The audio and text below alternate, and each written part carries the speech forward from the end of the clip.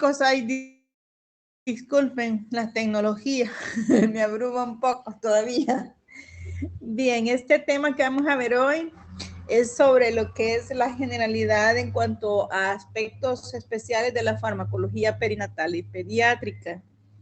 Esta es una temática en la cual reunimos varias disciplinas enfocadas desde el punto de vista farmacológico, porque son situaciones que van como médicos a enfrentar y hay que tener claro las bases fisiológicas de lo que tiene que ver la farmacología en esos dos momentos de la vida, el momento perinatal y el momento de la edad pediátrica.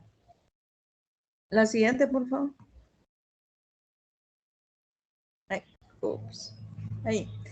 En cuanto a terminología, tenemos que familiarizarnos con esto. En lo que se refiere a medicina perinatal, es una rama de la obstetricia y de la pediatría que se dedica al estudio y tratamiento de la madre y el niño en los últimos estadios de la gestación y los primeros días después del nacimiento. La medicina materno-fetal es una rama de la medicina que se enfoca en manejar los problemas de salud de la madre y el feto antes, durante y poco después del embarazo. O sea que ambas se van a encargar de tratar el paciente cuando está en ese periodo todavía previo al parto y semanas posterior al parto. Esto se ha dado por muchas circunstancias en las que muchas de las patologías con las que podemos llegar a nacer han podido ser manejadas en ese momento tan álgido de nuestra existencia como es nuestro proceso de formación y en nuestro proceso de nacimiento. El que haya una disciplina que se encargue específicamente de ese punto ha generado o ha marcado dentro de lo que es el manejo médico un punto muy importante para tratar incluso la prevención de muchas enfermedades que antes veíamos hasta que ya no se podía hacer más. Por ejemplo, un niño que iba a nacer de una madre con sífilis, podías precisamente desde el momento del embarazo comenzar su tratamiento y previo al parto estar ya esperando a un niño con riesgos o no y comenzar los tratamientos. Un niño que va a nacer con una cardiopatía que se puede operar en las primeras 24 horas de nacido. Hoy con lo del VIH ha sido uno de los puntos más exitosos, el manejo del VIH de la embarazada, disminuyendo a un 60, 70% el riesgo de que el VIH pase al feto debido a los avances que la medicina perinatal y materno-fetal ha generado. Eso como un pequeño ejemplo, pero vamos a encontrar muchos más a medida que hablemos durante la clase. La siguiente.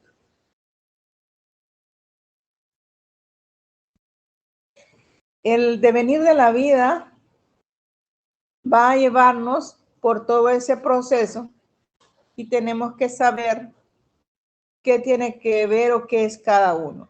El embarazo, la lactancia, el feto, el aborto, el mortinato, el puerperio, son terminologías que tenemos como médicos que manejar y entender cuándo empieza uno, cuándo puede aparecer el otro, cuándo deja de ser uno a ser otro. Porque los momentos de exposición a los diferentes fármacos en este proceso implicaría un riesgo mayor o menor según cuál sea el compuesto que usemos. Durante el embarazo, por ejemplo, sabemos que es el proceso de la gestación de un ser humano en el cual anda durando alrededor de 40 semanas más o menos, 2 desviaciones estándar. En ese momento del embarazo, el feto está creciendo dentro de la madre, está siendo protegido por membranas amnióticas y por la placenta. Pero también es a través de esa placenta que la madre mantiene una conexión directa con el feto. En ese momento, la mujer va a sufrir una serie de cambios anatomofuncionales que le van a permitir su adaptación al proceso del embarazo. Pero así también va a modificar en su organismo cómo el fármaco se va a comportar dentro de ella. Cuando vamos a prescribir un fármaco a la mujer embarazada, es una situación tan delicada que podemos dañar a uno y beneficiar al otro, porque es un binomio madre-hijo. Usted antes de prescribir un medicamento, tratar a una embarazada, tiene que pensar en el riesgo del feto, en el riesgo de la mamá. ¿A quién le va a beneficiar realmente el tratamiento? ¿En qué periodo del embarazo está? Porque hay fármacos que atraviesan o no esa barrera placentaria en el primero, pero no así en el último trimestre del embarazo. Por eso es que es bien importante que reconozcamos qué elementos hay ahí que permiten eso. El trimethoprim sulfa, por ejemplo, es un antibiótico que podemos usarlo, pero no durante el segundo trimestre del embarazo, pero sí en el primero, pero sí en el último. ¿Por qué? Por las concentraciones que el fármaco le permite llegar hasta el feto, pero en el proceso de organogénesis y formación de sus tejidos, principalmente el tejido óseo, es el que más problemas le da, entonces no se debe usar en ese momento. Y así hay varios fármacos que los vamos a mencionar a medida que desarrollemos la clase. La lactancia. La lactancia también es un proceso, es un momento de la vida en el cual, si bien es cierto, ya se cortó el cordón umbilical porque ya nació el niño y le va a lactar, pero la madre va a excretar este fármaco muy probablemente a través de la leche materna y estamos exponiendo al bebé a que reciba ese medicamento. En el niño puede ser o no beneficioso. O a veces usted quiere tratar a los dos. Por ejemplo, un problema de una anemia, de un déficit vitamínico, lo puede corregir en los dos, dándoselo a la madre, va a bajar por la leche y el bebé también lo va a estar recibiendo. Pero puede darse lo contrario, usted necesita dar un fármaco a la mamá que baja por la leche y no lo debe recibir el niño. Entonces usted tiene que tener claro cuáles son los que puede y cuáles son los que no. Y ahora vamos a ver más adelante. El feto. El estado o el periodo fetal está comprendido después de ser mórula hasta menor de 20 semanas de edad gestacional. Durante ese periodo fetal tenemos la formación de todos los sistemas y órganos que van a corresponder a ese futuro recién nacido. Hay fármacos que usted no tiene ni debe usar en esos periodos. El aborto, ¿qué es el término aborto? Es la pérdida del producto de la gestación por abajo de las 20 semanas de gestación. Y mortinato es la muerte del producto de la gestación después de las 20 semanas que nace muerto dentro del útero, muere dentro del útero. Y el puerperio es un periodo en el cual dura alrededor de 40 semanas después del parto. Se va a dividir en puerperio inmediato, temprano y tardío, y es el proceso de adaptación de la madre en el periodo posparto. ¿Por qué mencionamos estos términos? Porque cada uno de ellos tendrá que ver con la farmacología perinatal, por ejemplo, medicamentos que puede uno usar durante la etapa fetal, medicamentos que pueden inducir el aborto porque dañan al bebé o porque alteran las estructuras anatómicas de la mujer y le inducen una salida del producto de la gestación en un momento que todavía no es viable porque sus tejidos no están listos, o porque generamos un mortinato en el sentido de que utilizamos fármacos que fueron tóxicos para el bebé y muere dentro del útero. Y durante el puerperio Pues porque es un periodo de la habilidad fisiológica, porque se están dando toda la redistribución de todos aquellos cambios anatómicos que indujo el embarazo. Y los fármacos tendrán que adaptarse a ese proceso. El siguiente. Y la pediatría es otro concepto que tenemos que saber, que es la parte de la medicina que se ocupa del estudio, del crecimiento y el desarrollo de los niños hasta la adolescencia, así como el tratamiento de sus enfermedades. La pediatría se encarga de ver esos dos aspectos, como quien dice, el niño sano y el niño con enfermedad. Hay particularidades en el niño que tienen que saber porque van a estar influyendo en el metabolismo del fármaco, en la absorción del fármaco, en la eliminación del fármaco y en los efectos adversos que induce. Así es. La fragilidad de la etapa pediátrica varía según los estadios de esa edad, de ciertas particularidades como el tiempo en el momento en el que usted tiene que prescribir un fármaco, qué edad tiene este niño, fue o no prematuro, fue de término, fue de postérmino, qué vía usted va a usar para administrar los medicamentos de este niño, va a ser por vía oral, ya su sistema está con la capacidad de adaptarse a absorber un fármaco oral o no, o lo quiere usar por vía tópica. Y la piel tiene variantes, si es un niño prematuro, si es un niño de bajo peso, si es un niño de peso normal, su piel es diferente en cada momento y periodo de transición.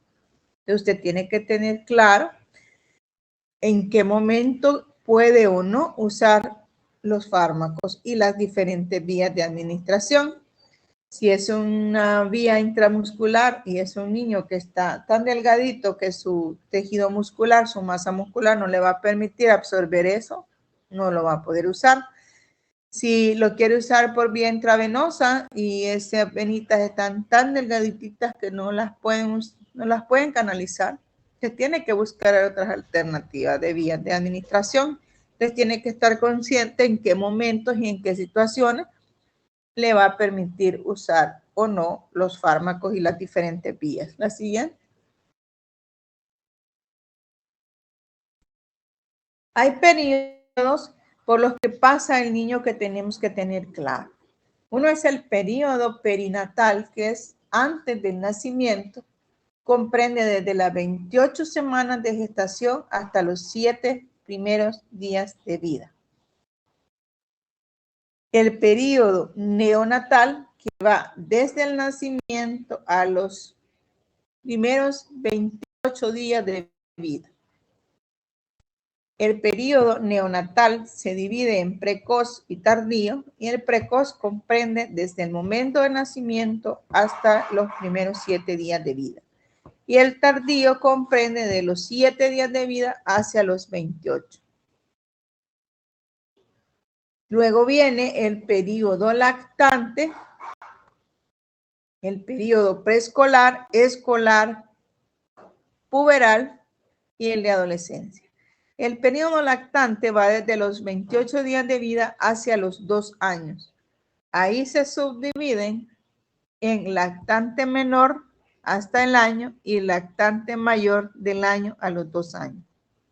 El periodo preescolar comprende de los 2 años hasta los 6. El periodo escolar de los 6 años hasta los 11. Y el periodo puberal de los 12 a los 14 años. El periodo de adolescencia de los 15 a los 18.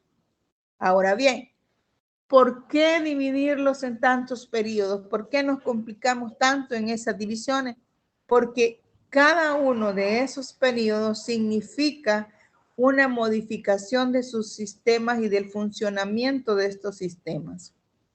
En las etapas o periodos neonatales, las secreciones gástricas no son óptimas para la absorción de fármacos, el tejido muscular del lactante, tampoco que no siempre vamos a poder utilizar las vías intramusculares, la capacidad renal, la capacidad cerebral, la mielinización de los nervios, de los sistemas de los niños se van adaptando en cada uno de esos procesos de manera diferente. En la etapa puberal y adolescencia, que es cuando tenemos los procesos marcados de maduración y de aparecimiento de las características sexuales secundarias, implica la movilización y la secreción de estímulos hormonales que pueden verse interferidos por los fármacos. Entonces, por eso es importante tener claro la diferenciación de los periodos. ¿Sí? Las edades pediátricas se pueden clasificar en base al peso de cada niño también. Las edades pediátricas como tal se pueden englobar en base a esos periodos como recién nacido, neonato, prematuro, que es aquel recién nacido que nace antes de las 35 semanas. El lactante menor y mayor, que ya lo habíamos mencionado, el preescolar, escolar y adolescente. Pero hay una clasificación también en base al peso. Si son clasificados solo por el peso, por la edad, o por la fecha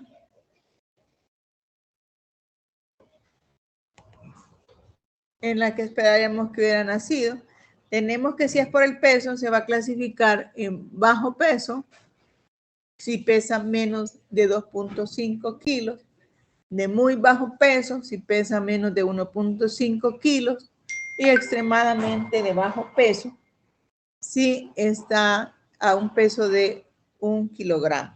Normalmente un recién nacido debe andar pesando, si es de término, o sea que cumplió el tiempo reglamentado para el embarazo, que es de 40 semanas más o menos 2 desviaciones estándar, o sea, entre 39 a 41, 42 semanas de edad gestacional o de duración del embarazo, estaríamos esperando que nazca un niño con un peso normal entre 2.5 a 3.99 kilos.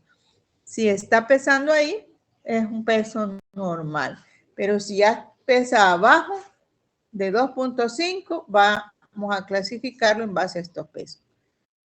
Por edad, se puede clasificar según la edad gestacional y la edad postural. La edad gestacional es el número de semanas desde el último periodo de regla que tuvo la madre hasta el nacimiento. Y la edad postural es la edad cronológica desde el nacimiento. También se puede clasificar por la fecha en prematuro, a término y postérmino. El prematuro es aquel que nace menos de 36 semanas de edad estacional. Algunos toman hasta 38. Esto es importante, sí, es importante porque muchos de los fármacos podrán o no ser utilizados en los niños prematuros o las dosis van a cambiar en los niños prematuros, no así en los niños de término, que se toman más o menos aquellos que nacen entre las 38 a 42 semanas. Y postérmino cuando nacen después de las 42 semanas. ¿Es importante? Sí. ¿Por qué? Porque el nivel de maduración de los organismos del niño son diferentes, porque el nivel de riesgo es diferente. Por ejemplo, en el postérmino, si bien es cierto, ya tenía la maduración adecuada de su sistema, pero se retuvo mucho tiempo dentro del organismo de la madre y entonces esto lo expuso a otros riesgos. La siguiente. La farmacología la vamos a analizar durante el embarazo, durante la lactancia y luego nos vamos a centrar en la etapa pediátrica. Vamos a comenzar por lo que es la farmacología durante el embarazo y vamos a mezclar un poquito los temas en que sean coincidentes. Recuerden que aquí va a tener que ver el aspecto de lo que es cómo se comporta, cómo se da el proceso del fármaco en el organismo y qué le hace el fármaco al organismo y después qué le hizo el organismo al fármaco. Tenemos que analizar las dos situaciones, por tanto tenemos que hablar de la farmacocinética y la farmacodinámica. La farmacocinética nos menciona que la mayor parte de las sustancias que toman las embarazadas pueden atravesar la placenta, exponer al embrión y al feto en el desarrollo de sus efectos farmacológicos y teratógenos, pero también me faltó agregarle aquí a sus efectos terapéuticos, porque podemos utilizar fármacos dados a la madre para obtener efectos terapéuticos o tratar al feto o al niño.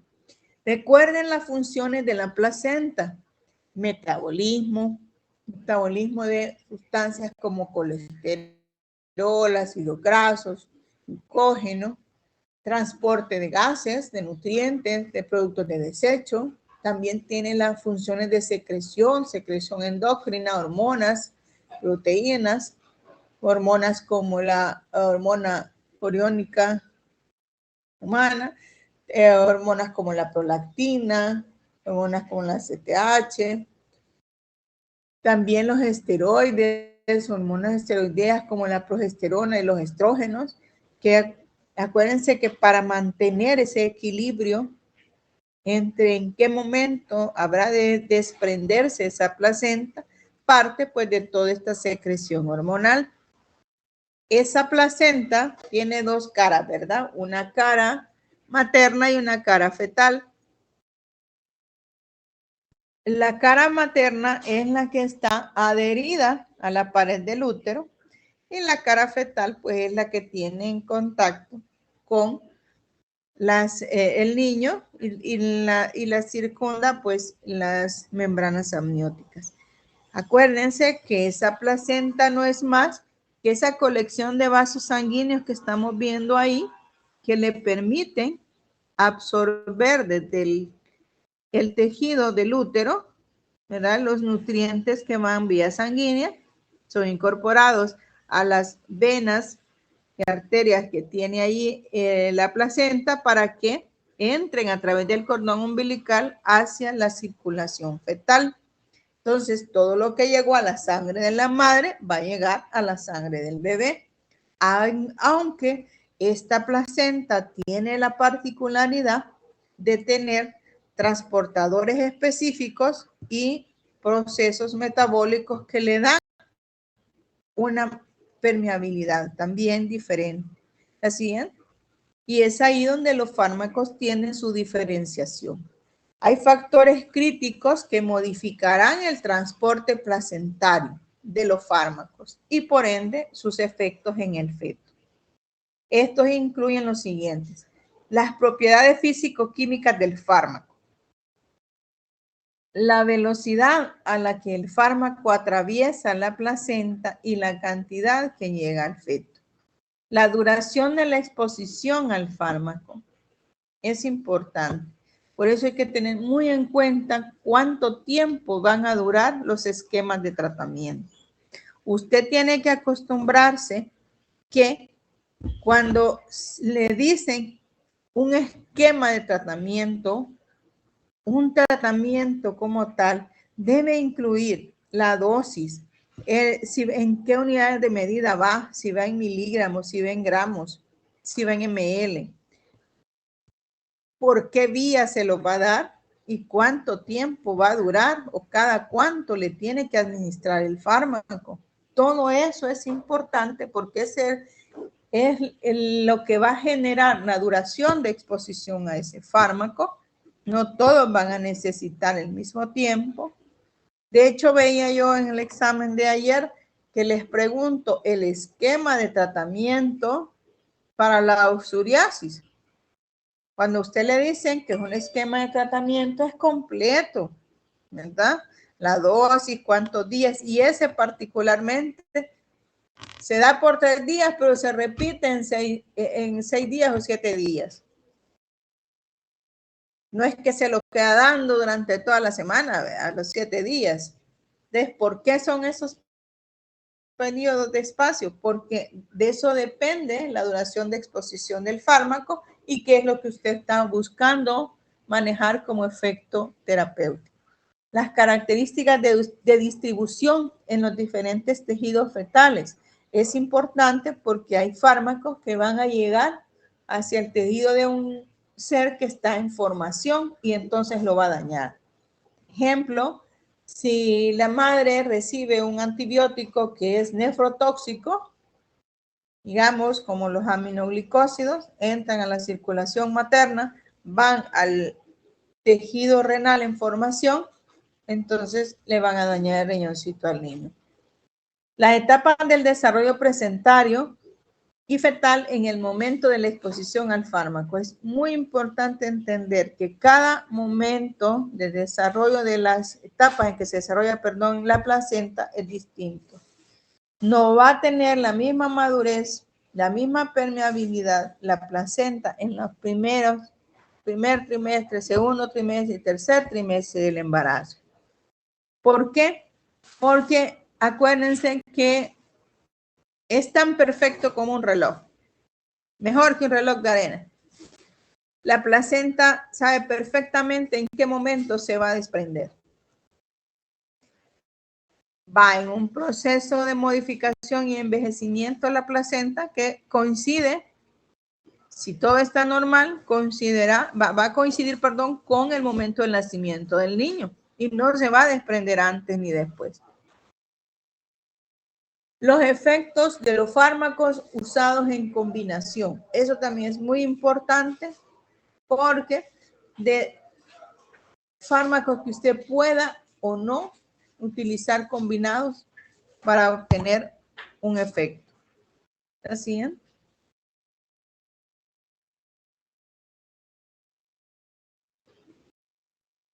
Recuerden, esto lo vieron en anatomía. Todo el proceso de duración del embarazo y qué está pasando dentro. En las primeras etapas, si un fármaco es prescrito en las primeras 2 semanas, si ustedes se fijan en la parte superior, me va a hablar de tiempo, en la parte inferior, me va a hablar de los efectos que van a generarse en el feto. Y en el centro de toda esta gráfica aparecen en la primera columna, marcada como número 1, todos los procesos de cambio celular y división celular que se dan en la primera semana de formación. Luego, en la segunda semana, están viendo cómo ya se va progresando desde mórula hasta el establecimiento de un embrión con las bicapas ahí, ¿verdad? Pero ya desde la tercera semana en adelante ya empieza a hablar de que ya se estaría dando la formación de los esbozos de cómo sería este futuro ser humano. Pero ya habla de formación de corazón y desarrollo del sistema nervioso central. Y así va en un proceso hasta la obtención de la formación de un feto, de un embrión. Pero durante todas esas semanas, esas líneas azules nos están recordando qué sistemas están en mayor formación en ese momento según las semanas de gestación. Pero si hay una injuria, si hay un daño producido por mecanismos físicos o químicos, entonces vamos a tener un resultado. Los daños durante la primera y la segunda semana, ustedes pueden leer en la gráfica en la parte inferior, les habla pues de muerte fetal o de muerte del embrión.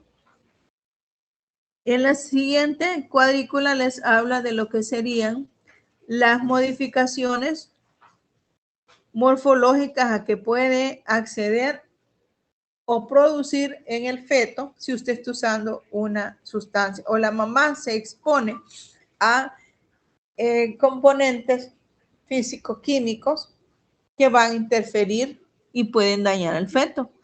Probablemente muchos de esta exposición puede o no ser tan delicada que dañe de manera tal la formación del feto o la formación de los tejidos y los diferentes sistemas que le generen un daño incompatible con la vida y puede abortarlo. O le genere un daño con el que el paciente va a nacer, que en este caso sería un daño teratógeno. Entonces, cuando hablamos de que un fármaco es teratógeno, es que está dañando cualquier proceso de formación en estos estadios de desarrollo y maduración de los tejidos del feto. Puede generar muerte del niño y obtener un mortinato, o sea que si muere después de las 20 semanas ya no va a ser un aborto, sino un mortinato, un producto de la gestación que murió dentro del útero, pudo haber sido por una exposición a un fármaco, a una hormona, etc. Entonces hay que tener claro que cada proceso tiene variantes. Según cuál sea el sistema que se esté formando en mayor proporción en el momento que usamos el fármaco, así sería la afectación que vamos a esperar en X o Y sistema. No sé si eso se entiende. Bien, la siguiente, por favor. Hay características farmacocinéticas propias de cada sustancia farmacológica. Y una de ellas, y de las más importantes, es la solubilidad en lípidos que puede tener un compuesto. Porque sabemos que las membranas lipídicas le van a permitir una más fácil penetración hacia los tejidos y por ende el daño va a ser mucho mayor. Como es válido también para otras membranas biológicas, el paso de los fármacos a través de la placenta depende de la solubilidad de los lípidos y del gradiente de ionización de estos fármacos. Los fármacos lipofílicos, por ejemplo, tienden a difundirse fácilmente a través de la placenta e ingresar hacia la circulación fetal. Por ejemplo, vamos a tener fármacos que podemos usar en el primero, pero no en el último periodo del embarazo. Un ejemplo clásico es el tiopental. Acuérdense que este es un anestésico general. Usted probablemente necesite anestesiar a la paciente porque tiene que operarla por A o B razón. Que usted debe saber que este atraviesa la placenta casi de inmediato y puede provocar sedación o apnea en el recién nacido. Si usted lo usa durante la última etapa del parto, el último, digamos, trimestre del embarazo, usted tiene que saber que el niño lo va a dormir con ese anestésico. Y si en ese momento se le activa un proceso de parto prematuro y la mamá comienza ya con contracciones y lo va a echar, ese niño le va a nacer dormido. Si un niño nace dormido, no hace el proceso fisiológico de transición que induce la primera respiración. Cuando es la primera vez que se respira, el organismo sufre tantas adaptaciones, la entrada de aire va a formar el flujo inspiratorio capaz de abrir los sacos alveolares, estimular la sustancia surfactante y deja abiertos los alvéolos y deja expandido el tórax.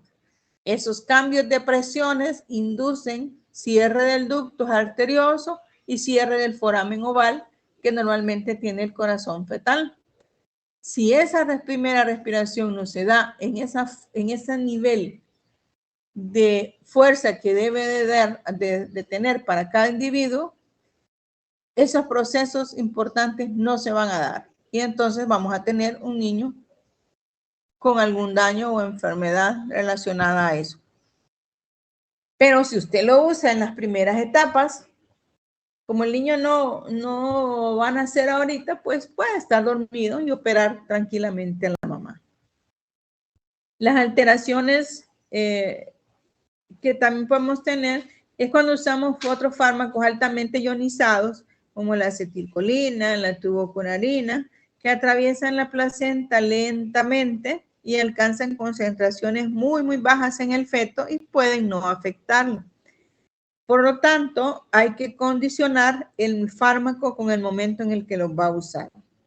La impermeabilidad de la placenta a los compuestos polares es relativa, no es absoluta, por lo tanto, siempre deberá considerar que más de algo puede o no estar pasándole y obtener algún efecto tóxico en el feto o en el embrión. La siguiente. También sobre esta solubilidad lipídica hay que tener en cuenta que se alcanzan gradientes de concentración materno-fetales que pueden ser suficientemente altos y estos compuestos polares pueden atravesar la placenta en cantidades mesurables que nos va a generar efectos teratógenos.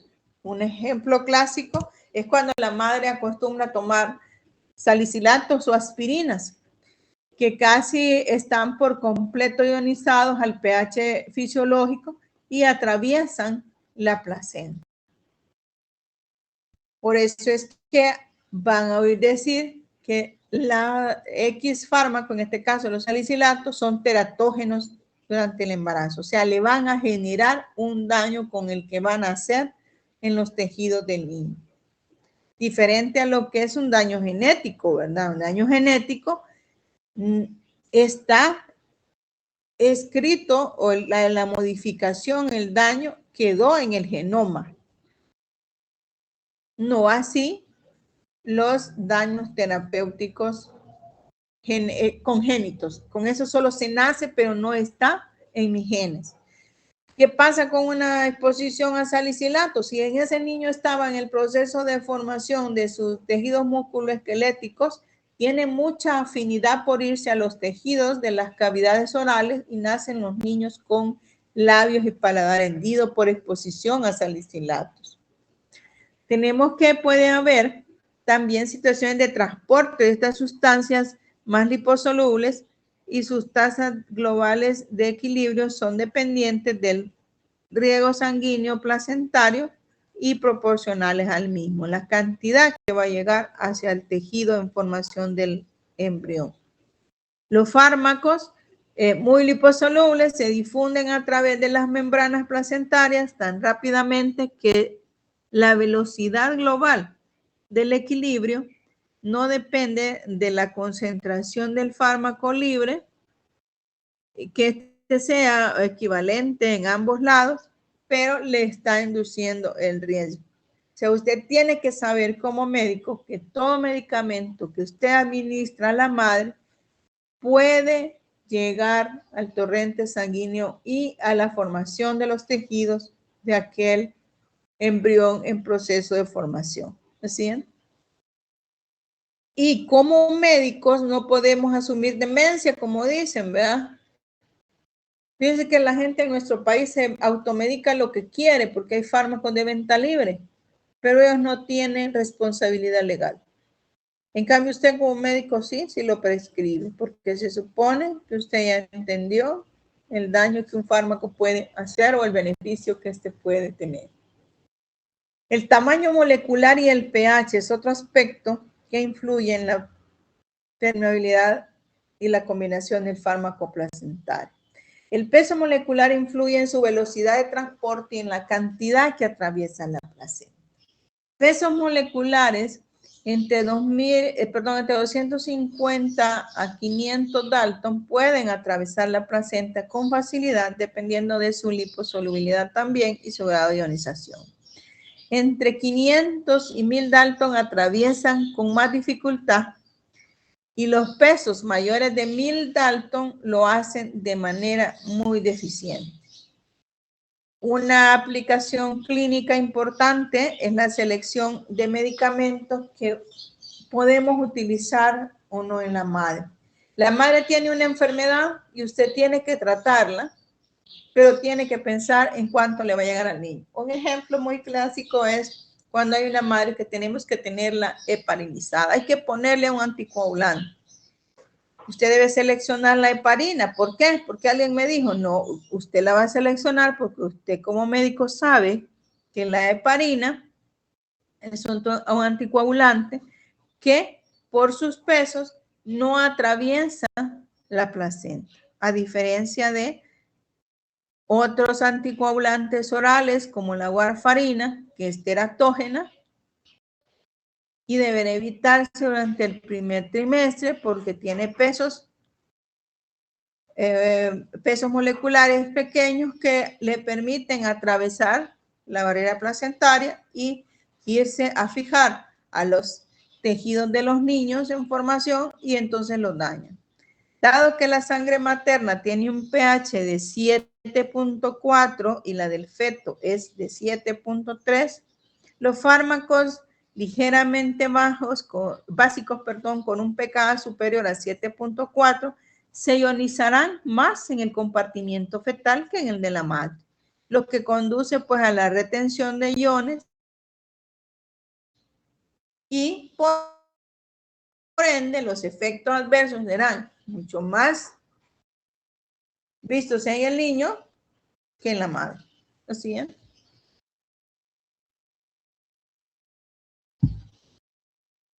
Otro aspecto importante son los transportadores placentarios.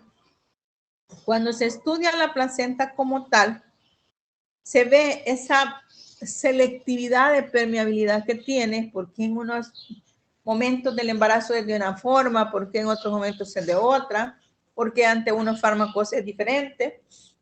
Aquí lo que sucede es que la placenta tiene transportadores de fármacos que pueden llevar moléculas más grandes al feto y están llegando hasta él. Por ejemplo, diversos anticuerpos maternos que atraviesan la placenta y pueden causar morbilidad fetal, como en el caso de la incompatibilidad RH. Pueden atravesar las placentas y generar esos anticuerpos sensibilizados por esa incompatibilidad y generarle daño a los tejidos. ¿Pero por qué? ¿Cómo se da eso?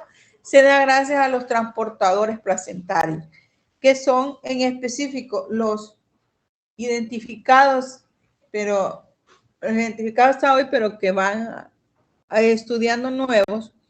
Tenemos estos cuatro, mejor dicho. El transportador de glucoproteína P, los inhibidores de proteasa viral y los transportadores BCRP y el transportador MRP, que están localizados en el borde del cepillo de las membranas. Tenemos que el primero, el transportador glucoproteína P, está codificado por un gen específico llamado MDR1 que impulsa hacia la circulación materna diversos medicamentos, incluidos los medicamentos oncológicos como la vinblastina y la doxirubicina, que son fármacos que como su mecanismo de acción es la modificación muchas veces o intervienen sobre el proceso de formación celular, de división celular, de formación de ADN. Entonces, imagínense lo que hace sobre las células del feto que están en momentos de división celular. Definitivamente las va a dañar y vamos a tener un niño que va a nacer con alteraciones. Tenemos inhibidores de las proteasas viral, que son sustratos de glucoproteínas P, que alcanzan concentraciones fetales muy bajas, un efecto que puede aumentar el riesgo de infección vertical por el VIH entre la madre y el feto. El transportador BCRP y el MRP3, que les mencionaba, están localizados a nivel del borde del cepillo de la placenta. Sin embargo, hay muchos de estos que, si bien se ha reconocido que existen, las particularidades de cada uno pues están siendo todavía en estudio. ¿Sí? Pero tenemos que saber que existen, ¿verdad? Que ahí están. Otro aspecto que interviene es la unión a proteínas. Sabemos que según lo como un fármaco se une a las proteínas, así se va a distribuir por todo el organismo. El grado en que un fármaco se une pues, a las proteínas plasmáticas, particularmente la albúmina, también puede afectar la velocidad y la cantidad de transporte que éste va a tener. Si un compuesto es liposoluble, como en el caso de los gases anestésicos, no se verá muy afectado por la unión a proteínas. La unión diferencial a proteínas es también importante porque algunos fármacos muestran mayor unión a proteínas en el plasma materno que en el plasma fetal por menor afinidad a unión a proteínas fetales. Además de que acuérdense que pues el niño todavía no produce su propia albúmina, ¿verdad? Ese hígado está inmaduro y todavía no está produciendo cantidades que sean óptimas de albúmina. Esto se ha demostrado con fármacos como las sulfamidas, los barbitúricos, la difenilidantoína y fármacos anestésicos locales. La siguiente. El metabolismo farmacológico placentario y fetal. Hay dos mecanismos específicos que ayudan a proteger al feto de los fármacos en la circulación materna. Uno es la placenta como barrera semipermeable y sitio de metabolismo de algunos fármacos que la atraviesan. Se dan reacciones tipo oxidación aromática que tienen que ver con reacciones tipo hidroxilación, N-alquilación, desmetilación, etcétera, que le permitirán desnaturalizar un poco al fármaco en los tejidos placentarios, como el fenobarbital, que sufre procesos de oxidación. Es posible que la capacidad metabólica de la placenta pueda llevar a la creación de metabolitos tóxicos también y aumentar la toxicidad, como se ha encontrado con el caso del etanol y los benzopirenos, que cuando llegan hacia la circulación de la placenta pueden ser metabolizados. Y eso limitar un poco la exposición del feto. Sin embargo, sabemos que el etanol puede inducir muchos cambios y daños y el niño nacer con un síndrome de alcoholismo fetal.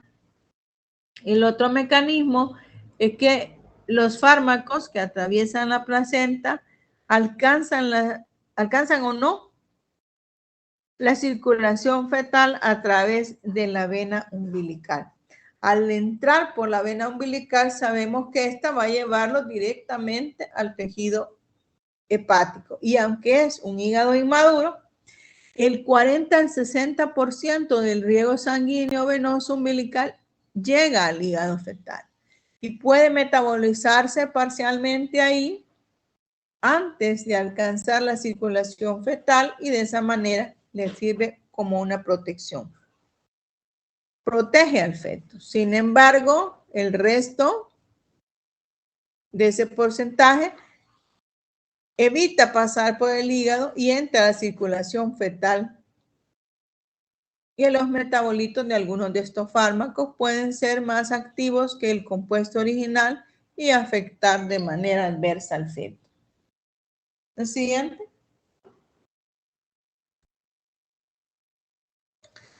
Aspectos de la farmacodinámica también que van a interferir aquí son las acciones farmacológicas maternas.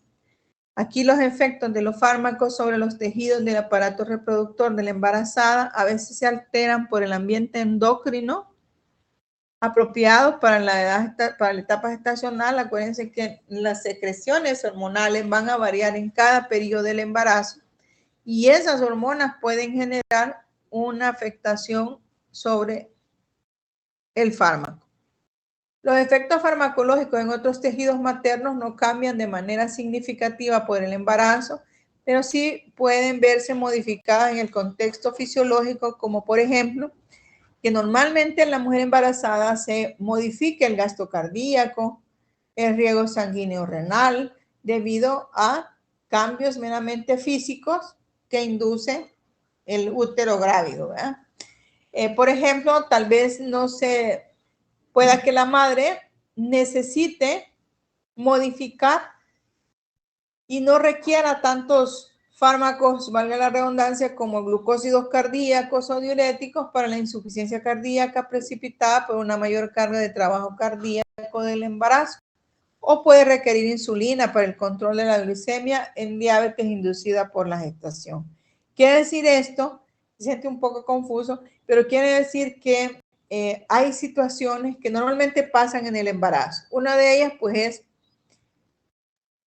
que por el aumento del metabolismo, muchas mujeres desarrollan diabetes estacional o hipertensión estacional, se les eleva la presión por el embarazo y todos los cambios hormonales que se dan. En ese momento pueda necesitar por esas razones un fármaco y vamos a tener que exponer al feto a ese fármaco, pero hay que considerar las variantes de riesgo y los diferentes grupos farmacológicos que también pueden servir y sean menos dañinos. Elegir el que sea menos dañino. ¿Sí? Acciones farmacológicas terapéuticas en el feto. Esto se refiere a la terapéutica fetal. Este es un tema de evolución en la farmacología perinatal.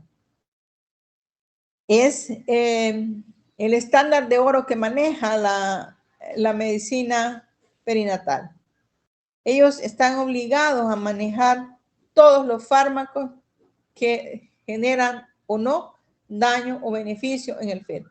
La administración de fármacos a la embarazada, pero con el feto como objetivo terapéutico. O sea, yo le doy el tratamiento a la embarazada, pero mi objetivo es que llegue hasta el feto y lo trate. En este caso, bajo esta dirección se utilizan, por ejemplo, los corticosteroides para estimular la maduración pulmonar fetal cuando se espera un parto prematuro. Se usa el fenobarbital cuando se administra embarazada cerca de término para que induzca a las enzimas hepáticas fetales encargadas de la glucuronatización y modifiquen, conjuguen la bilirrubina y haya menos incidencia de ictericia en los recién nacidos de alguna madre que recibe fenobarbital porque tiene algún problema de incompatibilidad sanguínea y usted ya espera que ese niño va a nacer con niveles altísimos de bilirrubina. Otro ejemplo es usar los antiarrítmicos para el tratamiento de arritmias fetales. Se le da la digoxina, la flecainamida, la procainamida, el verapamilo a la madre para que llegue hasta el feto y comience a tratar la arritmia cardíaca. O el uso materno de sidobudina, que es capaz de disminuir el 66% de la transmisión de VIH de la madre al feto. Y el uso de combinaciones de 3 fármacos retrovirales puede incluso eliminar la infección fetal casi por completo. O sea, utilizar la terapéutica fetal tratando a la madre para que llegue al feto. ¿Lo siguen? Acciones farmacológicas tóxicas predecibles en el feto. Usted debe tener claro que hay cosas que le van a afectar. El uso crónico de opioides en la madre puede causar dependencia del feto. Si usted sabe que esta señora usa o es dependiente de cualquier derivado opioide, pues tanto el feto como el recién nacido va a tener un síndrome de abstinencia neonatal. Entonces usted se prepara para tratarlo en cuanto nazca de esa forma. La toxicidad farmacológica fetal menos comprendida es la causada por el uso de inhibidores de enzima convertidora de angiotensina durante el embarazo, en las cuales pues, puede aparecer el niño con daño renal significativo e irreversible a veces en los fetos. Los efectos adversos pueden también retardarse, como en el caso de fetos femeninos expuestos a a sustancias hormonales como el dietilestilbestrol, que pueden presentar un mayor riesgo de adenocarcinomas en la vagina después de la pubertad. O sea, usted sabe que la mamá tuvo que usar un fármaco tipo el dietilestilbestrol, porque lo estaban tratando en ella con una cuestión de enfermedad hormonal, y es un feto o un embrión femenino. Usted tiene obligatoriamente que tenerlo en control, esperando que cuando nazca y llegue a la pubertad puede desarrollar un adenocarcinoma vaginal. Imagínense desde qué momento hasta cuál momento puede ser o evidenciarse una acción tóxica farmacológica. En el embarazo la mamá lo usó y en la pubertad vino la niña a desarrollar un adenocarcinoma vaginal producto de la exposición a un fármaco en su etapa fetal. O sea que tenemos que tener claro que eso puede pasar. Lo siguiente, y el riesgo al que exponemos pues, al paciente.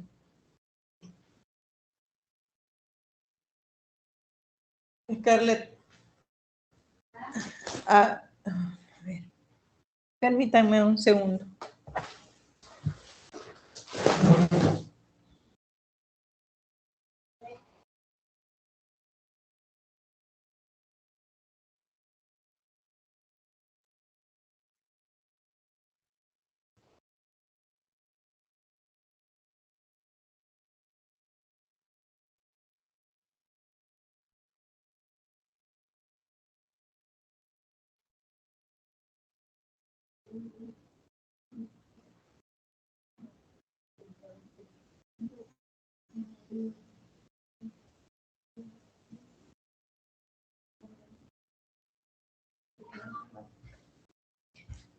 Disculpen, vamos a continuar. Tenemos las acciones teratógenas de los fármacos. Son acciones que ya el fármaco usted sabe que le va a provocar un daño al feto. ¿Qué van a hacer con ese daño? Puede darse con una sola exposición intrauterina a un fármaco, puede afectar las estructuras fetales en rápido desarrollo. Un ejemplo clásico es la talidomida. La talidomida es un fármaco que antes se usaba como un antiemético, pero se comenzó a notar que generaba malformaciones en los niños. Afecta de manera notoria el desarrollo de las extremidades después de una breve exposición con este fármaco. Y generaba niños que nacían con deformidades tipo focomelia. Se llama así porque nacían con sus extremidades de miembros superiores e inferiores como aletas de foca. Entonces, eso le provocaba ese daño.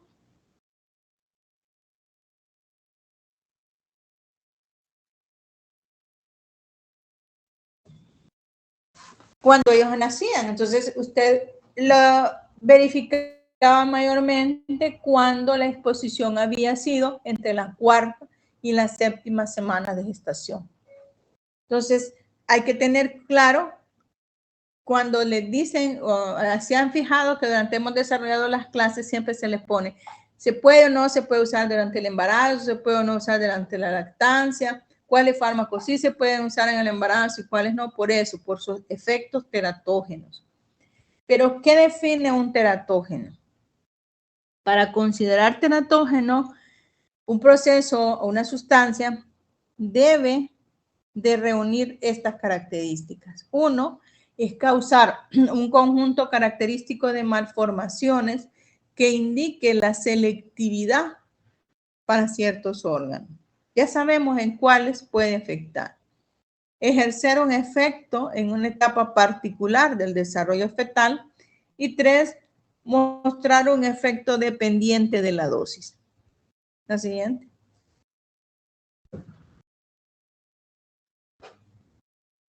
Los mecanismos teratógenos. Estos son multifactoriales, principalmente tres. Uno, el efecto directo sobre los tejidos maternos, con efectos secundarios indirectos en los tejidos fetales. Aquí los órganos pueden interferir con el paso del oxígeno, los nutrientes a través de la placenta y por tanto tienen efectos sobre los tejidos con metabolismos más rápidos del feto. Los fármacos con acciones directas en los procesos de diferenciación de los tejidos del desarrollo, como por ejemplo, sustancias o fármacos como la vitamina A o el retinol, que tienen acciones que dirigen la diferenciación de los tejidos normales, porque el mecanismo de acción de la vitamina A le permite interferir sobre esos tejidos en ese momento de diferenciación celular. También los análogos de la vitamina A, como la isotretinoína o el etretinatol, que es un derivado más, son teratógenos potentes, lo que sugiere que alteran los procesos normales de diferenciación. Otro mecanismo es la deficiencia de una sustancia crítica. Es el otro mecanismo. Esto, aquí, bajo este mecanismo, parecen participar algunos tipos de anomalías de complementos del ácido fólico durante el embarazo, que pueden, o es el ejemplo más común que se pone, que pueden disminuir la incidencia de los defectos del tubo neural. Cuando hablamos de este mecanismo de deficiencia de una sustancia, pueden entrarse muchos ejemplos. Aquí lo que sucede es que usted prescribe un fármaco a la madre y este fármaco tiene como mecanismo de acción bloquear la absorción, el metabolismo o el aporte de una sustancia que el organismo necesita, tal vez para la formación de una enzima, para la formación o producción de una hormona, entonces le va a inducir un daño. O a veces el aporte de esa sustancia le va a generar un déficit. En este caso, si usted prescribe, digamos, un fármaco que interviene con la producción de folatos, entonces le va a inducir un daño por la falta de eso. La siguiente. La exposición continua a un teratógeno puede producir efectos acumulativos y afectar varios órganos que están en etapas variables o distintas del desarrollo. Un ejemplo de estos puede ser el etanol, el alcohol, ¿verdad? Durante el embarazo en particular, en el primero y segundo trimestre, pueden causar el síndrome de metabolismo fetal, que afectaría al sistema nervioso central, al crecimiento y el desarrollo facial.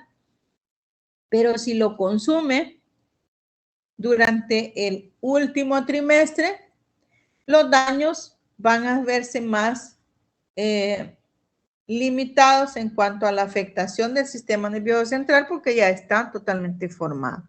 La siguiente.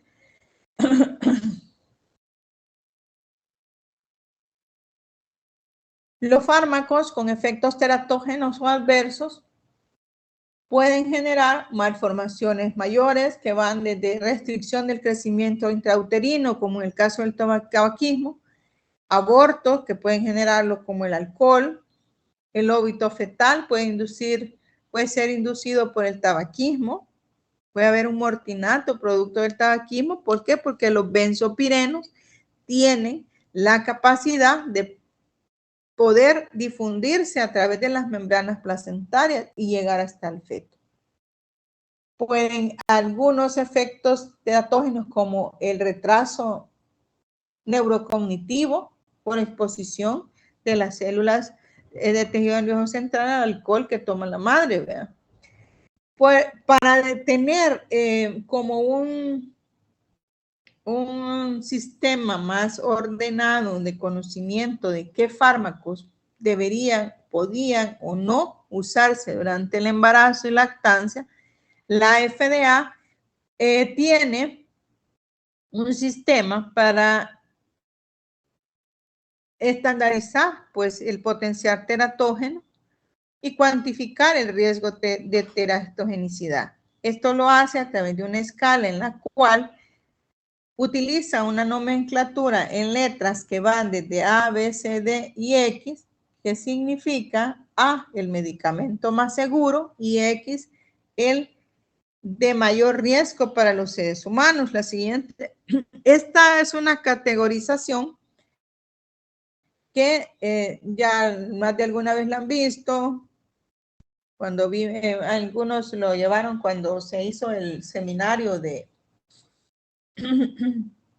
drogas antihipertensivas en el embarazo. Esta categorización hace eso, ¿verdad? Estandariza categorías de A, B, C, D a X, donde la FDA pues nos establece, ¿verdad? Nos dan los listados de medicamentos o nos dan los listados de seguridad y descripción de cómo se establecen estas categorías, pero actualmente a los fármacos ya usted no le va a dar toda esta explicación, sino que solamente le dice es un fármaco categoría A, categoría B, un fármaco categoría C, un fármaco categoría D o un fármaco categoría X. Con eso usted ya tiene que saber en qué consisten estas escalas, ¿verdad? Bien, la siguiente.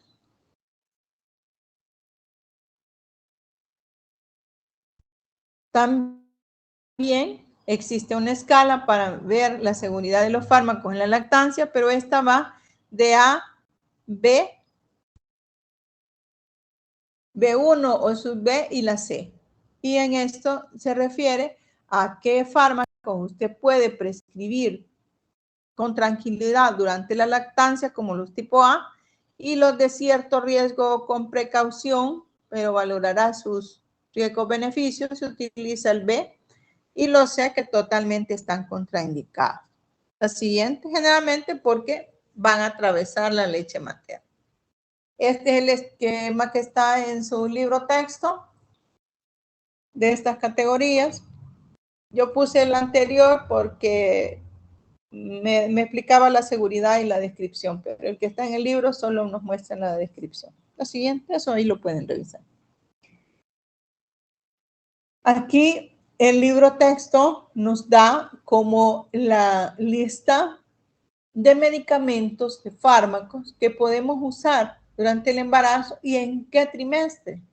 ¿Cuál es el efecto? ¿Qué esperaríamos? Ustedes los van a leer con más detenimiento, ¿verdad? En el libro, pero quizás yo solo tocaría algunos para que vean la coincidencia y la importancia de esto. Podemos utilizar, por ejemplo, ahí les menciono el metronidazol. Ya vimos que el metronidazol es un fármaco que puede usarse mucho como antiparasitario, lo vieron para tratar amibiasis, ustedes ya vieron el mecanismo de acción. Es un benzimidazol que se puede usar solo durante el primer trimestre de embarazo.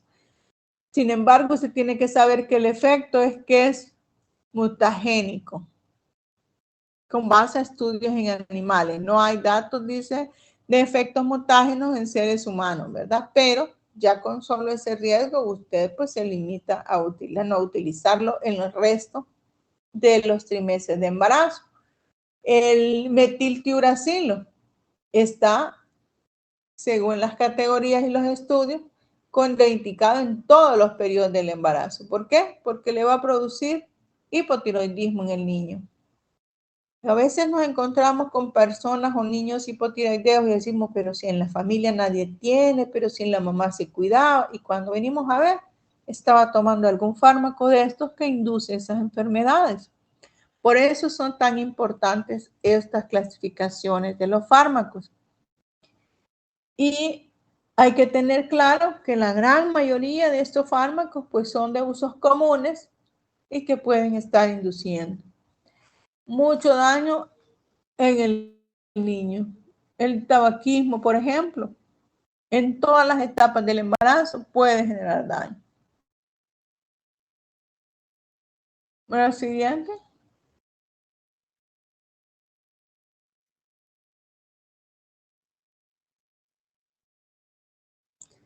La seguridad de los fármacos que actúan a nivel del sistema nervioso central, cuáles en el embarazo y cuáles en la lactancia. En la primera columna nos pone un listado de medicamentos, en la segunda de los principios activos más comunes de esos grupos y si se puede o no usar en embarazo y lactancia en base a la categorización. Eso se refiere a este cuadro. Voy a explicar unos dos para que entendamos el sentido de esto. Tenemos benzodiazepinas, ¿como cuáles? Ejemplos de benzodiazepinas está el diazepam, el lorazepam, el bromazepam, etcétera. Estos son categoría D, o sea, no deberían de usarse en el embarazo. En la lactancia son unos categoría B, o sea, que se pueden usar, pero con altos riesgos o con ciertas precauciones, pero también la alprazolam, el otro, el oxazepam, el clorazepam, cualquiera de estos son benzodiazepinas, pero que en lactancia tienen categoría C, o sea, están contraindicados totalmente. Para eso nos van a servir estas escalas y todos estos sistemas de clasificación que ahora existen, para tener un sustento científico de por qué sí y por qué no, o cuáles son los riesgos. Y usted como médico está obligado a planteárselos a su paciente. ¿La siguiente? Puede ser una persona que toma antidepresivos, imagínense, y quiere que quitárselos porque se embarazó, es bien complicado. Hay que tener en cuenta que en otros países, en otras culturas, existe esto que es el asesoramiento a las mujeres acerca de los riesgos teratogénicos, porque hay un alto grado de ansiedad en ciertas mujeres que prevén sus embarazos o en las que no. Y luego buscan asesoría si va o no a tener riesgo su bebé porque se expuso a esto o a otro, radiación, sustancias, fármacos, lo que sea. Entre los que más desarrollados está el programa More the Sick en Toronto, que ellos tienen a través de internet pues múltiples asesorías en las cuales pues ahí las mujeres solamente preguntan cuáles son los riesgos, qué fármacos tomaron, qué sustancias, drogas, lo que sea, y a ellos les contestan los riesgos y las posibilidades de poder detectar y cuáles pruebas para detectar, como les decía, el riesgo del feto y el riesgo que ellas pueden tener. Estos pueden, a través de esa consejería, pues, de ahí las señoras toman las decisiones, ¿verdad? Máximo, y son países en los cuales, pues, se permite o no el aborto terapéutico, ellas en base a eso toman sus decisiones. Pero uno como médico debe de tener claro que estas cosas, aunque no hayan en el país, pero sí hay en otros. Uno no sabe quién de ustedes va a ir al extranjero a estudiar, ¿verdad? Y tiene que saber que eso existe. El siguiente. Fármacos durante la lactancia. Hay analgésicos no opioides como el paracetamol, el acetaminofén, que sí se pueden usar y pueden utilizarse sin riesgo. Existen antibióticos como la penicilina, sus derivados, que no son tóxicos, pero pueden sensibilizar al niño y posteriormente este puede desarrollar alergias. Los aminoglicósidos, estos pasan por la leche materna, pero no se absorben en el tracto gastrointestinal, por lo que no corre riesgo el lactante. Las cefalosporinas son seguras, se excretan en mínimas cantidades en la leche materna, no le afectan al bebé. La cloroquina y la oxacilina no se excretan por la leche materna y pueden ser utilizados. La siguiente. Antibióticos como las sulfamidas, estas no deben usarse porque intervienen con la unión de las proteínas a las bilirrubinas y entonces limitan la excreción y la conjugación de la bilirrubina. El cloranfenicol está contraindicado por el riesgo de efectos tóxicos en el recién nacido. La depresión de médula ósea que esto puede inducir, la acumulación de este antibiótico activo no conjugado y sin excretar provoca una acidosis metabólica con producción exagerada de ácido láctico, este compuesto puede producir daño hematológico secundario a mielosupresión relacionada por la dosis y raramente puede llevar también a anemia plástica en el recién nacido que está recibiendo esa lactancia de una mamá que está usando clorafenicol. Tenemos otros efectos que nos pueden producir estos fármacos. Tenemos el síndrome del niño gris. Este es caracterizado por vómito, letargia, trastornos respiratorios, cianosis, distensión abdominal, hipotensión, hipotermia, que induce la exposición al fármaco que es secretado por la leche materna. Las tetraciclinas, estas son un antibiótico que alteran la formación del esmalte de los dientes del niño. Y si la mamá está lactando, pues no debe de usarlo porque pone en riesgo de eso a su bebé. El metronidazol está contraindicado durante la lactancia porque produce pérdida de peso, vómitos, discrasias sanguíneas y se debe de suprimir la lactancia por el tiempo que se le va a dar a la madre. Así es. Fármacos contraindicados. También tenemos ahí fármacos neoplásicos, todos los antineoplásicos como la ciclofosfamida, la doxirriboncina, la metrotexate, ciclosporina, porque son inmunosupresores.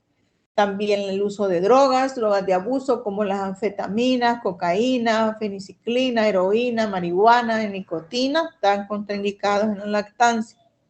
La bromocriptina.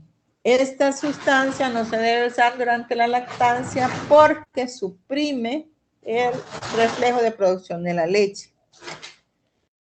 Los anticonceptivos orales pueden bajar por la leche e inducirle cambios hormonales al bebé. Tenemos la fenitoína, que es un anticonvulsivante, el Epamil.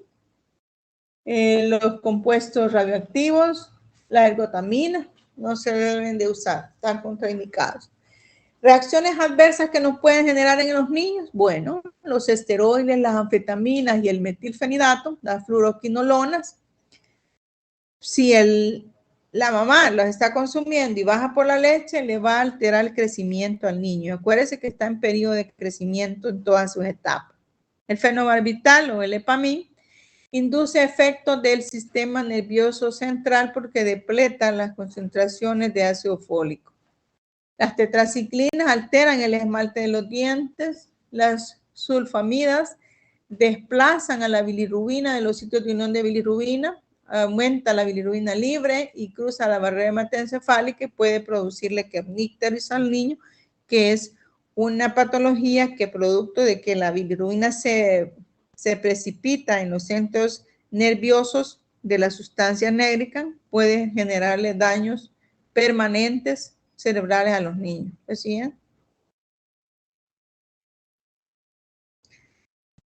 Siempre dentro de la farmacoterapia de los lactantes en niños, ¿qué es lo que está pasando dentro? Los procesos fisiológicos que incluyen estas variantes de farmacocinética de lactante cambian significativamente durante el primer año de vida, en particular durante los primeros meses. Las diferencias de farmacodinamia entre los pacientes pediátricos son variables en cuanto a los diferentes momentos de edad. La absorción de los fármacos en el lactantes y niños siguen los mismos principios generales que en los adultos, después de la etapa neonatal principalmente. Los factores excluidos que influyen en la absorción de los fármacos están relacionados al riego sanguíneo del sitio de administración, determinado por el estado fisiológico del lactante. Si el paciente está sano, su riego sanguíneo estará pues también normal. No así si la enfermedad que tiene ese niño implica alteraciones de ese tipo, entonces trate de no usar la vía intramuscular porque le va a generar menos absorción. Los fármacos de administración oral, recuerde que la función gastrointestinal cambian con rapidez durante los primeros días de vida desde el nacimiento.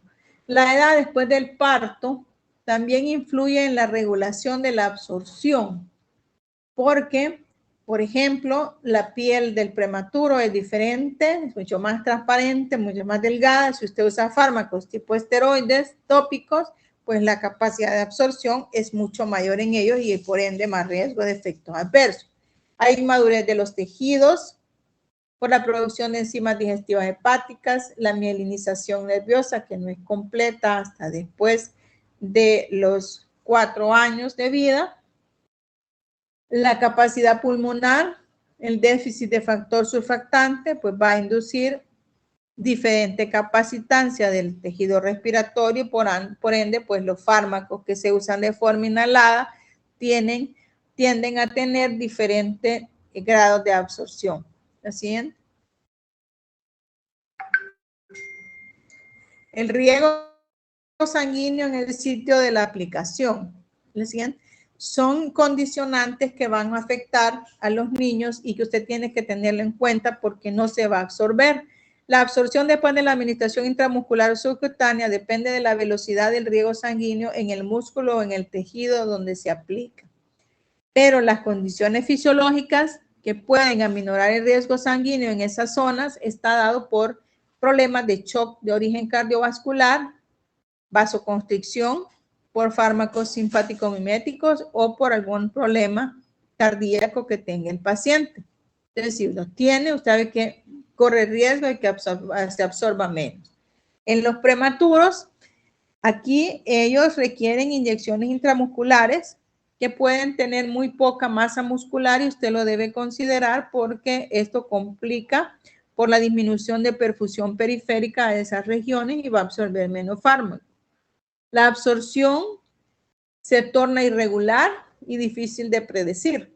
Si la perfusión mejora de forma súbita, puede haber un incremento rápido e impredecible de la cantidad de fármacos que alcanzará la circulación, lo que lleva a concentraciones altas y potencialmente tóxicas del fármaco y por ende va a manejar las cantidades de medicamento en el neonato con una precisión muy diferente a como lo va a hacer en nosotros niños, principalmente con fármacos como ejemplo de los glucósidos cardíacos, los aminoglicósidos y los anticonvulsivantes.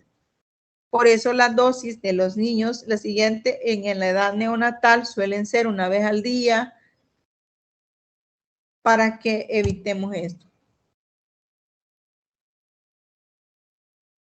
La siguiente.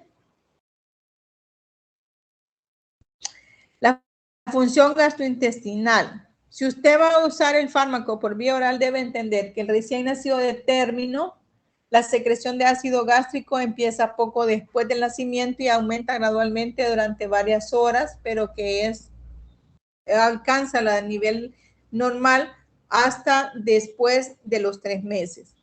El recién nacido prematuro ocurre más lentamente la secreción de ácido gástrico con concentraciones más altas en el 4º día de vida y que se van a normalizar igual hasta después de los 3 meses. Los fármacos que sufren inactivación parcial o total por el pH bajo en el contenido gástrico no se deberán administrar por vía oral. De ahí que la mayoría de los tratamientos en la etapa neonatal no son por vía oral, sino por vías parenterales. El tiempo de vaciamiento gástrico en los niños es más prolongado, puede durar de 6 a 8 horas el primer día de vida después del nacimiento. Por ende, debe entender por qué los fármacos por vía oral no le van a servir en ese momento. Los fármacos que se absorben en el intestino delgado, el efecto terapéutico podría retardarse y ser impredecible. El peristaltismo del recién nacido es irregular y puede ser lento, tanto así que estos niños pueden defecar hasta los 4 días de vida. El aumento, y ser normal, el aumento del peristaltismo ocurre en procesos diarreicos que tienden a aminorar el grado de absorción porque disminuye el tiempo de contacto con la superficie de absorción intestinal. La actividad de las enzimas gastrointestinales tienden a ser menores que en el adulto. Por ejemplo, la amilasa B y las enzimas pancreáticas en duodeno son bajas en los lactantes hasta los 4 meses de edad. El recién nacido puede tener concentraciones bajas de ácidos biliares y lipasa, lo que pues va a disminuir la absorción de fármacos liposolubles. La siguiente, por eso es que en los menores de 3 meses es bien complejo la administración oral. Hay otras variantes fisiológicas gástricas que van con la edad. La evacuación gástrica, la superficie de absorción, la función biliar, la velocidad de absorción y biodisponibilidad es distinta en el recién nacido, en el lactante y en el niño. El niño lo toman después de la edad preescolar, escolar y puberal. Pero como pueden ver en el cuadro, es diferente en cada una de las etapas. Entonces, las vías de administración se van a ver influenciadas por eso. La siguiente. La distribución del fármaco. Aquí hay factores importantes que determinan la distribución, como son los volúmenes de distribución como tal del fármaco durante el desarrollo. La composición corporal cambia. El niño es más agua. El recién nacido tiene mayor porcentaje de peso corporal en forma de agua, un 70, un 75%, que el adulto, que tiene un 50 a 60% de agua y tiene más grasa. Y el recién nacido prematuro, que todavía es mucho mayor el porcentaje de agua, llega al 85%, ellos son más agua. Entonces, fármacos que se van a diluir en el agua corporal total, entonces en ellos se va a concentrar más. El agua extracelular corresponde al 40% del peso corporal de recién nacido, en comparación con el adulto, que es un 20%. Entonces, de ahí debe entender que la forma en que se va a distribuir el fármaco en las edades pediátricas es totalmente diferente. Los recién nacidos experimentarán diuresis, o sea, van a orinar por primera vez a las 24, 48 horas incluso y ser normal. Algunos no, algunos orinan incluso en el preciso momento del nacimiento. La siguiente. Y no es que tengan un daño renal, sino que es parte de su proceso. Los prematuros tienen mucho menos grasa que los de término. El 1% del peso corporal total en comparación con un 15% de grasa que puede tener en su tejido, pues el recién nacido de término. Eso es importante, ¿por qué? Porque así usted va a poder decidir si puede o no usar la vía intramuscular. Su unión a proteínas también está modificada. La albúmina está disminuida en el recién nacido, ¿verdad? Entonces se han observado fármacos como anestésicos locales, el diazepam, la difenilalantoína, ampicilina, fenobarbital, que vamos a tener problemas porque como el fármaco libre ejerce el efecto farmacológico, se pueden producir un mayor efecto del mismo en forma tóxica. Los fármacos que se administran a un recién nacido con ictericia pueden desplazar la bilirrubina de la albúmina y eso puede también utilizarse como un efecto terapéutico. Por la mayor permeabilidad que tiene la barrera hematoencefálica neonatal, usted tiene que tener cuidado porque pueden penetrar grandes cantidades de sustancias farmacológicas al cerebro, también de bilirrubina y generar carnícteros por estar utilizando fármacos. Hay que tener mucho cuidado cuáles son las que atraviesan o no la barrera. Otro ejemplo, no solo que mueve la bilirrubina, son fármacos sedantes que inducen sedación. Estos fármacos en los neonatos pueden inducirle apnea. El centro respiratorio del neonato es muy lábil y si usted utiliza fármacos tipo estos que inducen sedación, van a atravesar la barrera hematoencefálica y nos van a inducir apnea, o sea, cese de la respiración por estimulación del centro respiratorio. Así es. Por eso hay que tener mucho cuidado con los fármacos. Esto está en el libro texto, habla de la absorción oral de los diversos fármacos en el recién nacido, si usted los compara con el adulto. Entonces tenemos que la ampicilina, por ejemplo, está aumentada la absorción oral en el recién nacido. Si usted compara la difenilantoína, el fenobarbital, están disminuidas y así sucesivamente, ¿verdad? Hay diferencias marcadas que tenemos que tomar en cuenta. La siguiente.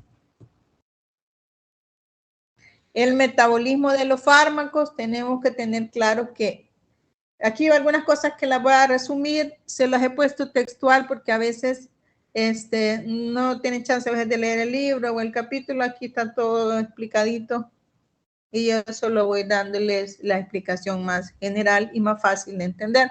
En el metabolismo de los fármacos tenemos que tener claro que el sistema metabólico de los fármacos, que principalmente suele ser el hepático a través de las funciones de las citocromos, acuérdense que aquí el hígado está inmaduro y así inmaduro están las enzimas del niño, ¿verdad? Entonces prácticamente estamos hablando de una diferencia de un 50-70% si compara con el adulto. Entonces, todo fármaco que usted utilice y que necesita metabolizarse o combinarse o oxidarse a nivel de la citocromo P 450, que es la que más nos ayuda al metabolismo farmacológico, ya sabe que en el niño eso está disminuido. También la formación de glucurónidos alcanza las cifras del adulto hasta los 3 o 4 años de vida. Por ende, ya debe de ir entendiendo usted que las dosis de los niños son diferentes. Por eso es que a veces les preguntaban en los exámenes la dosis del niño, la dosis del adulto. El metabolismo de los fármacos, muchos tienen velocidades lentas de depuración y semividas de eliminación prolongadas, y si ya los tejidos están inmaduros, le van a tardar mucho más. Al generar una depuración lenta o eliminación lenta y prolongada, los efectos tóxicos se potencializan más en el niño. Por lo tanto, debe considerar, pues, en el recién nacido y en la madre, los fármacos que han estado utilizándose. ¿No siguen? Y la excreción. Ustedes saben que los mecanismos de excreción de todos los fármacos son los mismos en los niños que en los adultos, pero la madurez del niño, la funcionabilidad de esos sistemas es diferente. Por ejemplo, la filtración glomerular. Sabemos que por ahí es la mayor parte de eliminación de fármacos. La tasa de filtración glomerular es menor en el recién nacido que en los lactantes, en los niños y en los adultos. Y esta limitación persiste durante las primeras etapas de su vida, ¿verdad? Se calculan en base a la superficie corporal. La filtración glomerular en el recién nacido es de un 30-40% de lo que es la del adulto. La tasa de filtración glomerular es incluso menor en recién nacidos antes de las 34 semanas de gestación, por lo tanto, todos los prematuros van a tener menor tasa de filtración glomerular. El recién nacido a término de la primera semana de vida, la tasa de filtración glomerular y el flujo plasmático renal han aumentado al 50% desde el primer día que nace. Para el término de la tercera semana, la filtración glomerular es el 50 al 60% del valor que tendría el adulto.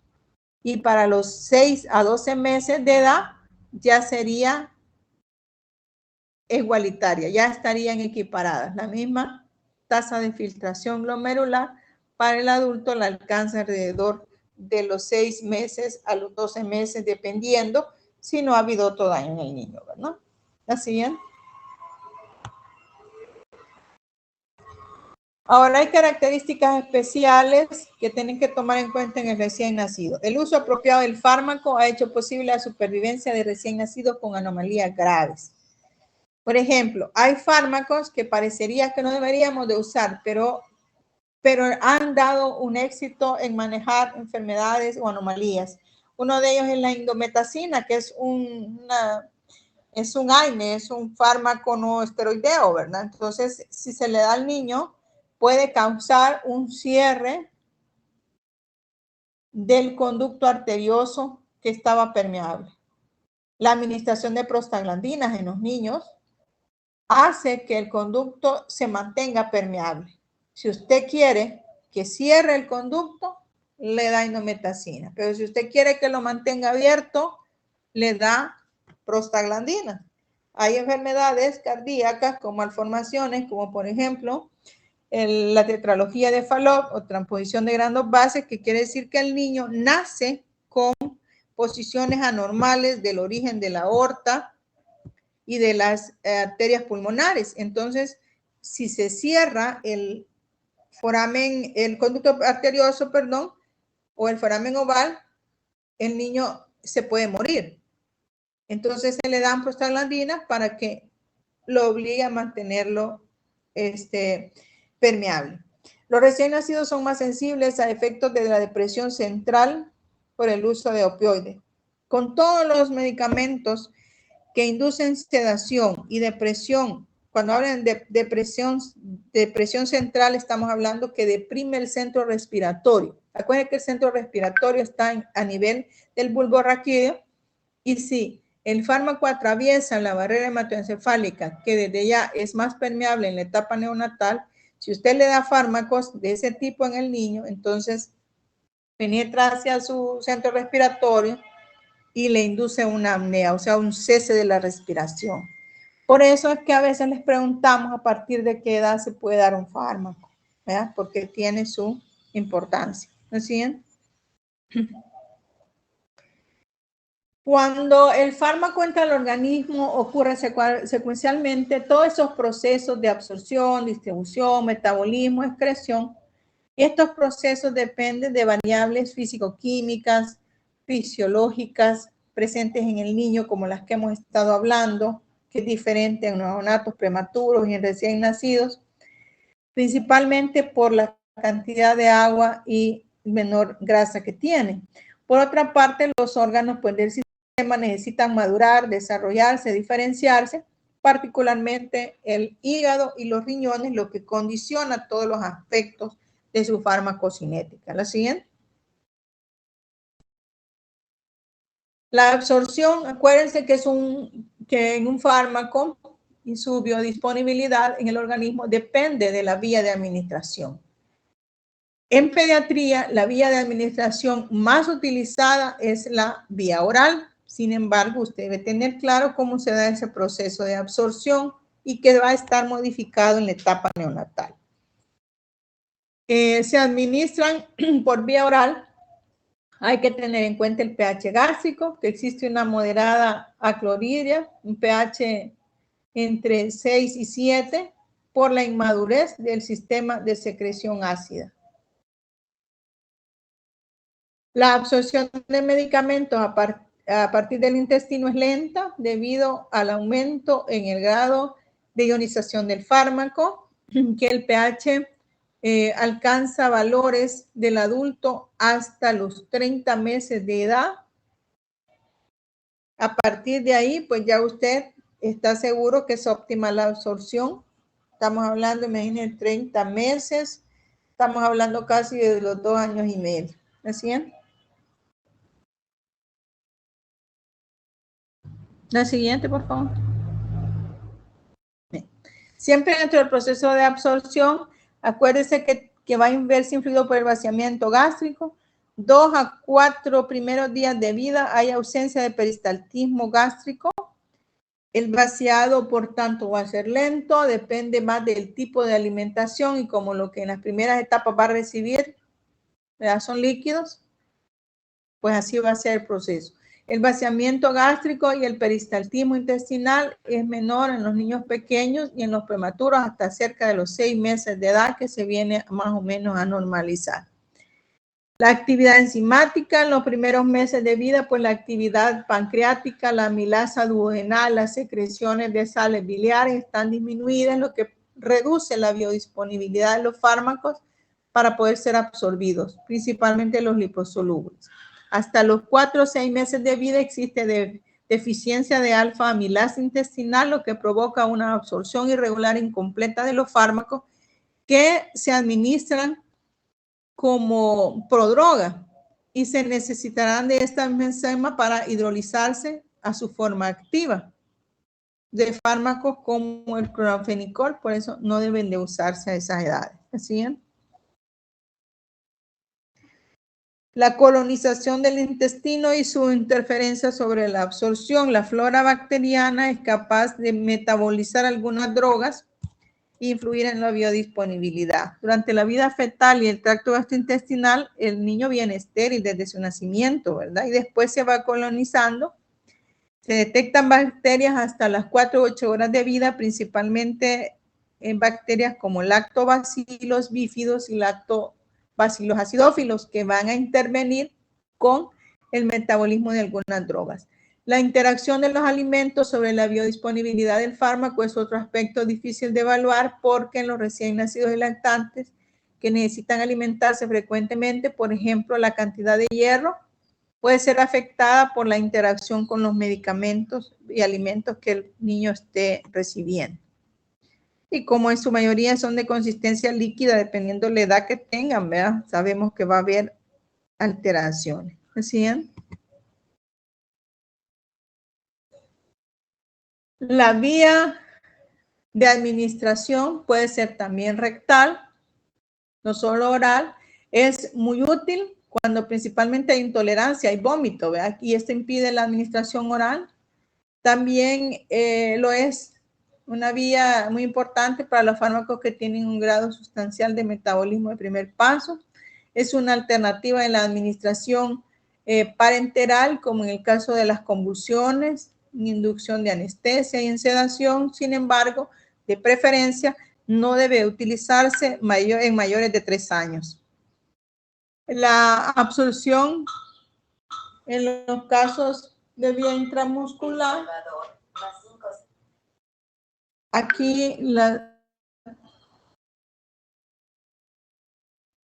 vía intramuscular, pues la interferencia está en cuanto al volumen de los músculos y en la disposición de los lugares donde está la grasita. En los menores de 2 años hay problema porque hay poca grasa, por eso van a notar que la administración de vacunas a veces no se hace en el niño de 1 año en las vías normales que inyectan a un adulto, sino que a veces prefieren las piernitas porque ahí sí hay un poquito más de grasa o de músculo. ¿La siguiente? La metabolización que habíamos hablado, tienen reducidas ciertas enzimas, tener problemas de metabolismo. La siguiente, prácticamente ya lo habíamos mencionado. Y la excreción, ¿verdad? Acuérdense que hay descenso de la filtración glomerular que enlentece la eliminación de los fármacos. La siguiente. Hay antibióticos que pueden o no utilizarse porque generan ciertos daños. Uno de ellos, pues, son los aminoglicósidos tipo amicacina, gentamicina. Generalmente ustedes van a notar que para poder utilizarlas en los niños lo que se hace es modificar los intervalos de dosis a 1 vez al día o cada 12 horas o cada 8 horas. La siguiente, muy diferente a las prescripciones en los adultos. Aquí no me voy a tener en esto porque ya lo hablamos bastante en la lactancia. La siguiente. La siguiente también es de lo de lactancia. Ahí solo son ejemplos de fármacos que se pueden usar, los efectos adversos que pueden inducirse según si se están utilizando fármacos que se venden sin receta y entonces las dosificaciones también inadecuadas. La siguiente. Ahí eso está en el libro texto, son ejemplos de fármacos que no se deben de estar dando durante la lactancia. La siguiente. Hay que tomar en cuenta que la forma en la que vienen los medicamentos para los niños, hay que saber decidir cuáles. Vienen en forma de elixir, en forma de suspensiones, acuérdense, en forma de tabletas. Es importante que definamos cuál es la forma que es más fácil dársela al niño. Si es más fácil dársela en cuchara, en goteros o con medidores tipo jeringa. Ahora, el problema que se da en nuestro medio es que a veces los dispositivos de medición, que son cualquiera de esos, jeringas, cucharas o goteros, eso ayudarán a simplificar la forma y la dosis que le damos, porque en los niños es bien importante la cantidad que vamos a calcular de dosis. La siguiente.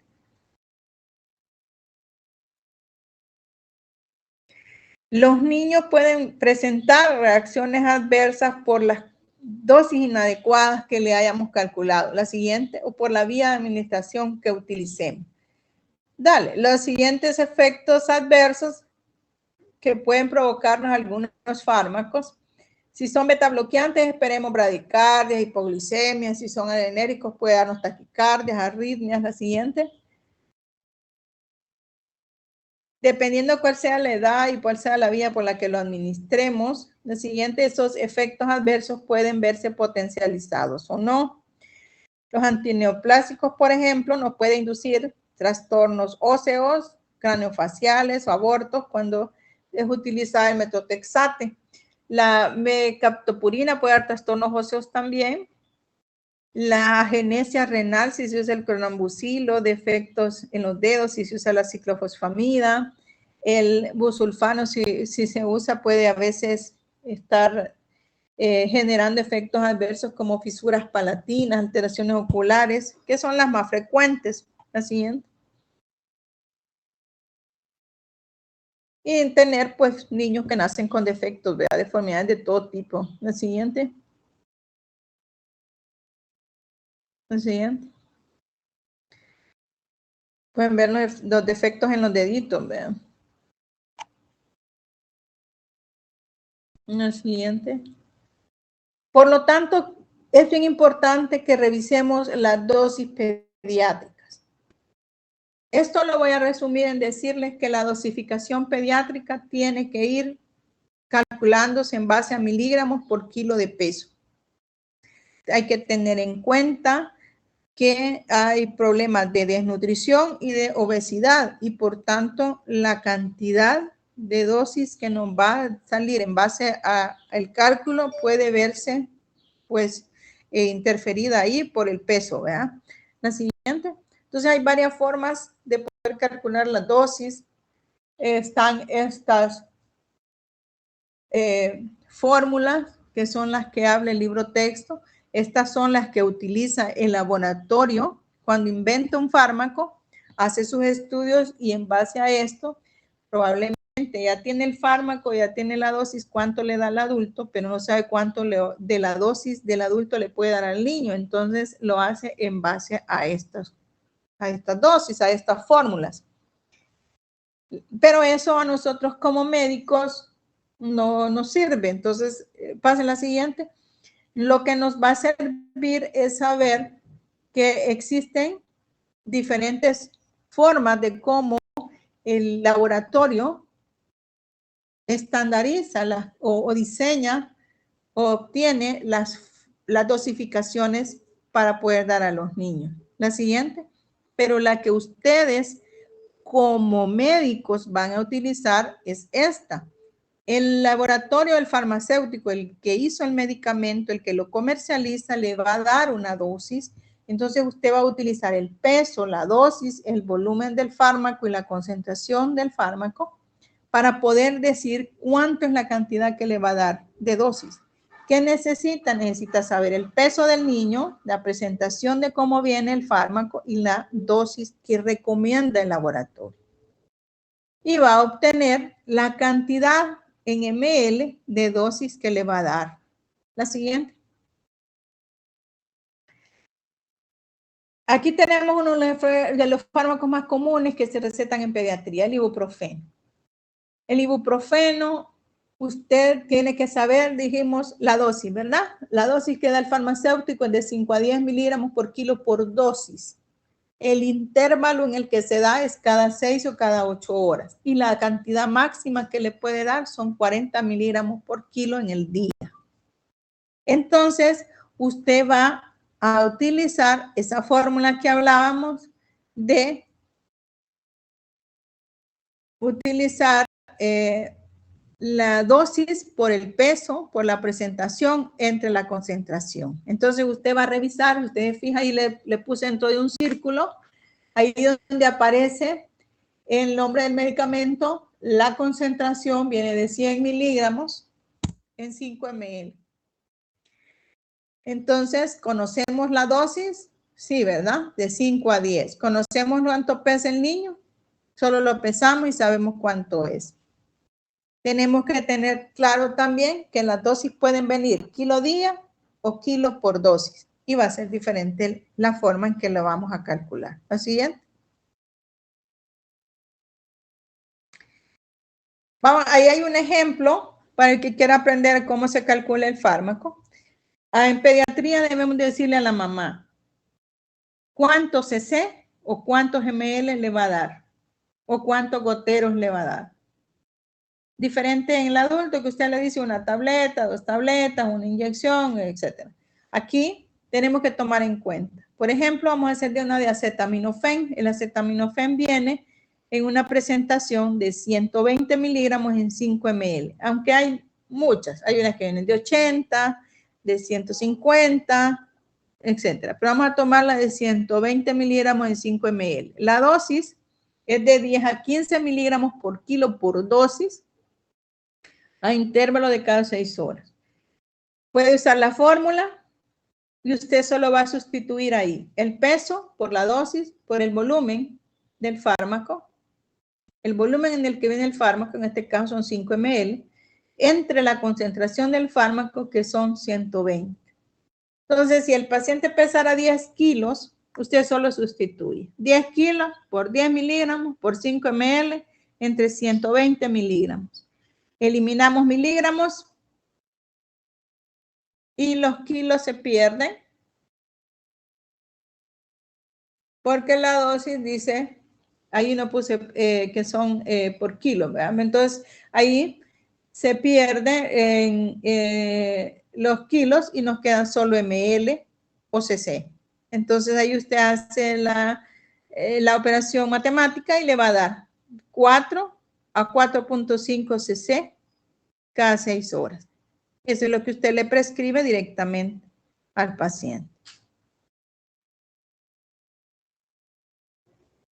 Si alguien quiere aprender a hacer el ejercicio, pues lo hace. De hecho, cuando ya nos veamos nuevamente en pediatría 1 y 2, primero Dios, si sigo trabajando con ellos, yo les enseñamos cómo hacer esto y es lo que van a ir a hacer como médicos, vean lo que van a recetar. La siguiente, creo que la última. En pediatría existen estos, también se pueden hacer cálculos en base a la superficie corporal.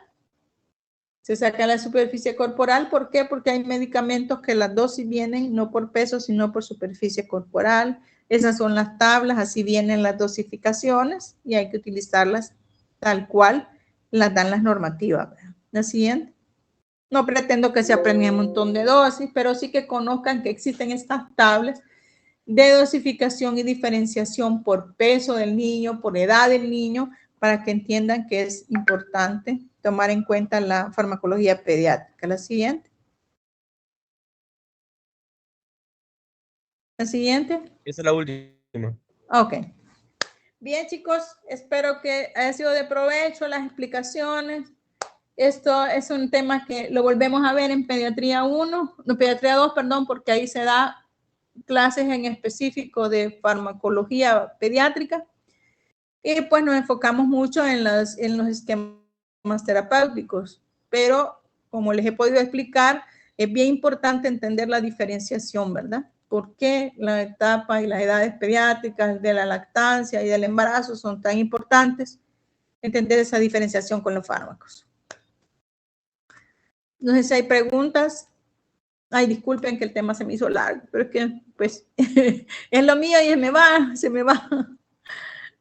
me va la explicación. No, creo que ninguna, doctora. Muchas gracias. Ok, cuídense.